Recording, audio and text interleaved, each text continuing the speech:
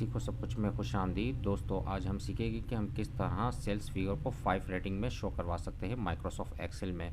तो दोस्तों इस वक्त हमारे पास मंथ और सेल्स दी हुई है और हमें सेल्स फिगर को 5 रेटिंग में शो करवाना है। तो सबसे पहले आप डेटा को सिलेक्ट कर लीजिए, उसके बाद कंडीशनल फॉर्मेटिंग पर आइए, आइकन सेट है और यहाँ 5 रेटिंग का ऑप्शन है, इस पर आप क्लिक कर दीजिए तो आप देखेंगे कि डेटा जो है 5 रेटिंग में शो हो रहा है। तो दोस्तों मैं आपको समझा देता हूँ ये 5 रेटिंग है क्या। आप मैनेज रूल पर आ जाइए और यहाँ आपको ऑप्शन मिलेगा एडिट रूल का, एडिट पर आ जाइए और यहाँ आप देख रहे हैं कि ये जो ग्राफ है, अगर वैल्यू जो है लेस देन 20% हो तो इसमें कोई बार शो नहीं हो रही, और अगर वैल्यू जो है लेस देन 40% और ग्रेटर देन इक्वल टू 20% है तो एक बार शो हो रही है।